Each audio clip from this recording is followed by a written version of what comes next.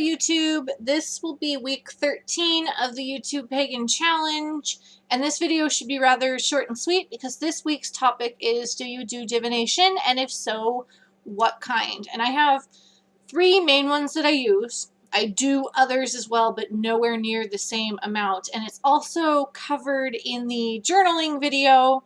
But number one, tarot cards. I took Lunar Wisdom, aka Cricket Song's Reading Tarot Intuitively course a couple of years ago, and that kind of kicked this off. I had other reasons for doing this because we do street fair on the Inland Empire Pagan Guild, and we have tarot readers, and the first year we did it, like, our one reader was swamped, and it was very obvious that we needed two. So I wanted to get better at that, so I've been doing this for on and off. I mean, like in high school, I was way more into the runes, but I did tarot, but I never really got into the intuitive portion until after I took Cricket Song's class, and that just helped solidify a lot of the other stuff that I had. And so that's probably the biggest main one. That's the one I've been doing the longest. The other one is Lenormand. This is the Celtic Lenormand. I also have, basically I needed to have this one. I don't read from it much, but as a novelty, it's the crochet Lenormand. They're all little crochet figures and stuff.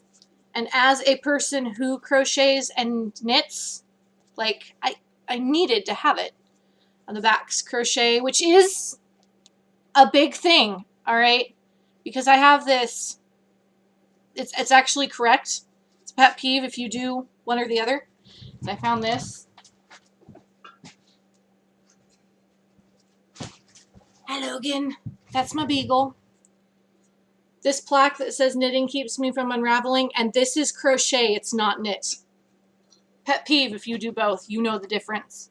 Anyway, the Lenormand, I had to have that because I also run a group locally called Stitch and Witch, or co-run the group.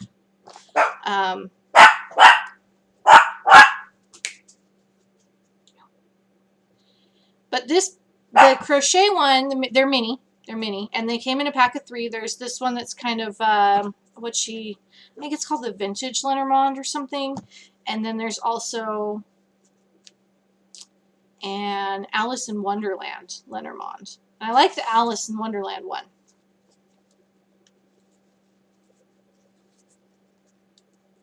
Oh, this one's Alice, and this is the Vintage. The Alice in Wonderland, though, I like it, but it's a little bit too busy, and that's the same with the crochet one, because she switches out a couple of things to make it easier to have translated into crochet, and it's hard for me to keep track of, like, which one is supposed to be the mountain and which one is supposed to be, like, there's mushrooms, and I forget which one the mushrooms is supposed to be, that it is traditionally in the Lenormand.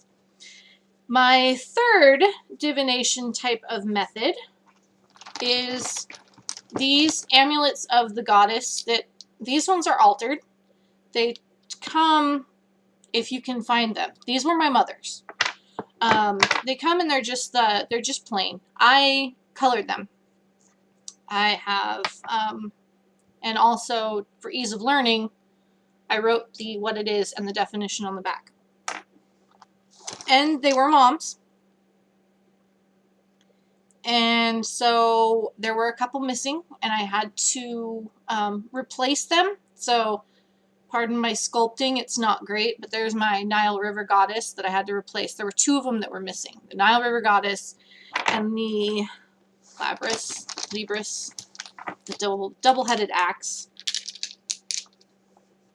I can't find it right now. But I made the replacements, and then I colored them in because they are pretty, just as this beigey color. But I saw a blog post where they had altered theirs too.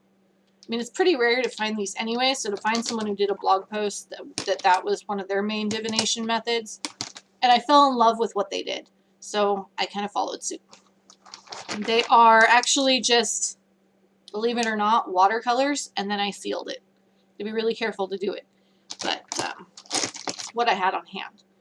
But those are my 3 main divination methods. I also have pendulums, because they're portable and quick and easy if you want a yes or no question or need help finding something.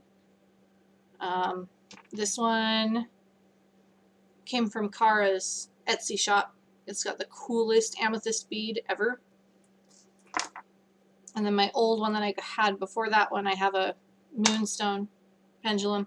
I have many other pendulums. Some of them I use for healing work. These ones are my exclusive divinatory pendulums. I have a crystal ball, but it doesn't come out that often. I also have like a scrying mirror. Why I would need one when I have the other, but it was an Etsy find that I really thought was neat. So even it's just decoration, the scrying mirror is just pretty. But my main ones, and I try to do them every day. It doesn't always work out because life. I have Lenormand, tarot, and my goddess amulets. I have a set of runes. Don't really use them much anymore. Like I said, I used to in high school. Because back at the time when I thought it was a more or less Celtic thing, you know, you find out later that it's not really a quote-unquote Celtic thing. Yeah. So it's kind of, it's adapted, it's changed over the years. I don't think I could tell you much on the runes at any point at this point in time now, because I've been so out of practice on those. But there was a point in time where, because I was doing daily readings with those, where I could have. But that's it. That'll be week 13, guys. It's doing good. Bye.